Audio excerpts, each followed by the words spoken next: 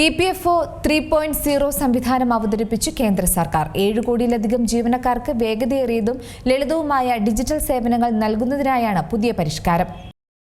രാജ്യത്തെ ശമ്പളദാതാക്കൾക്ക് ആശ്വാസമായി EPFO 3.0 സംവിധാനം അവതരിപ്പിച്ചിരിക്കുകയാണ് കേന്ദ്ര സർക്കാർ.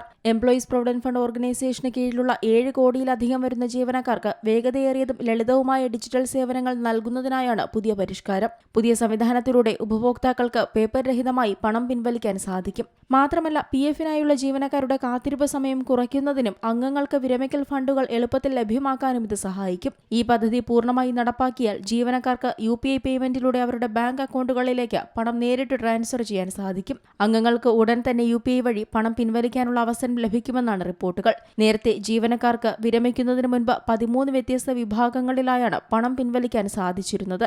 എന്നാൽ ഇനി മുതൽ അത്തരം നൂലാമാലകൾ ഉണ്ടാകില്ല. അർഹരായ അംഗങ്ങൾക്ക് അവരുടെ PF ബാലൻസിന്റെ 75% വരെ ATM-ലൂടെയോ UPI-യിലൂടെയോ പിൻവലിക്കാനാവും. അതോടൊപ്പം നേരത്തെയുള്ള പിൻവലിക്കലുകൾക്കായി ഇനി മുതൽ 12 മാസത്തെ സേവന കാലയളവ് മതി. ഇതുകൂടാതെ ജീവനക്കാരന്റെയും തൊഴിലുടമയുടെയും EPF നിക്ഷേപത്തിന്റെ പലിശയും പേ ഔട്ടിൽ ഉൾപ്പെടും. തൊഴിൽ നഷ്ടപ്പെടുന്നവർക്ക് ഫണ്ടിന്റെ 75% വരെ ഉടനടിയും ശേഷിക്കുന്ന 25% ജോലി നഷ്ടപ്പെട്ട് 12 മാസത്തിന് ശേഷവും പിൻവലിക്കാനാവും. പണം പിൻവലിക്കുമ്പോൾ 25%-ഓളം ബാലൻസായി നിർത്തേണ്ടതുണ്ട്. വിരമിക്കുന്ന സമയം മുഴുവൻ PF ബാലൻസും പിൻവലിക്കാനുള്ള അവസരവും ലഭിക്കും. സ്ഥിരമായ വൈകല്യം, പിരിച്ചുവിടൽ, സ്വമേധയാ വിരമിക്കൽ, വിദേശത്തേക്ക് പോവുക തുടങ്ങിയ സാഹചര്യങ്ങളിൽ പണം പൂർണ്ണമായി കൈപ്പറ്റാവുന്നതാണ്.